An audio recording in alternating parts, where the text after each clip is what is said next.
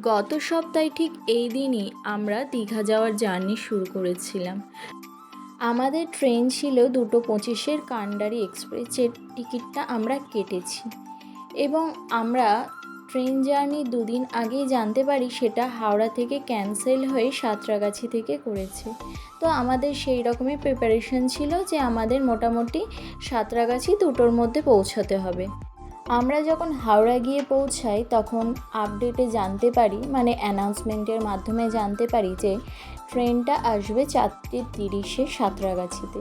তো আমরা যেহেতু হাওড়ায় পৌঁছে গেছি তাই আমরা আর ওয়েট না করে হাওড়াতে সাঁতরাগাছি পৌঁছে যাই এবং সেখানে কিছুক্ষণ অপেক্ষা করার পরে জানতে পারি ট্রেন ছাড়বে 7:42-এ। ট্রেন যখন সাঁতরাগাছি স্টেশনে আসে তখন বাজে 7:50 এবং সেই ট্রেন যখন রওনা দেয় তখন বাজে রাত 8:37।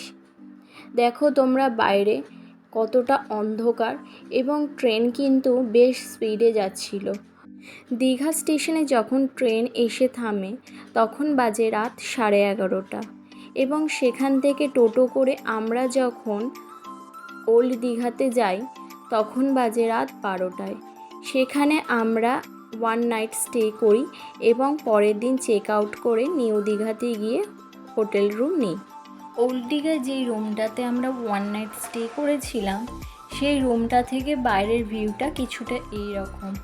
দেখো সকালটা কত সুন্দর লাগছে। সারাদিন জার্নির পর আমি প্রায় ঘুম থেকে উঠেছিলাম 8টার সময়। তখনের ভিউ দেখো কত সুন্দর লাগছে।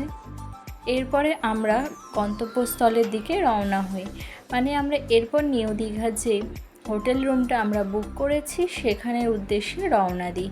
দেখো যাওয়ার পথে এখানে আমরা জগন্নাথ মন্দিরটা তৈরি হচ্ছে সেটা দেখতে পাই। এরপর আমরা রুমে চলে আসি। এখানে আমি তোমাদের সাথে একটা ছোট্ট ক্লিপ শেয়ার করেছি। এরপরে আমি তোমাদের সাথে আলাদা করে পুরো রুমের ভিডিও, মানে রুম ট্যুরের একটা ভিডিও এবং হোটেলের নাম ডিটেলস পুরোটাই শেয়ার করে দেবো। তো যাই হোক, এরপর আমরা সমস্ত লাগেজ হোটেলে রেখে সি বিচের দিকে রওনা দিয়ে নিয়েছি। আমাদের যে হোটেল ছিল সেখান থেকে সি বিচ মোটামুটি 2.5 থেকে 3 মিনিটের হাঁটা পথ। তো আমরা সি বিচে পৌঁছে যাই। দেখো কত সুন্দর লাগছে চারিদিকটা। প্রকৃতির দ্বারা সৃষ্টি যে কোনো জিনিসই অসম্ভব সুন্দর, তাই যে সমুদ্র বা পাহাড় সুন্দর হবেই এটা কিন্তু স্বাভাবিক।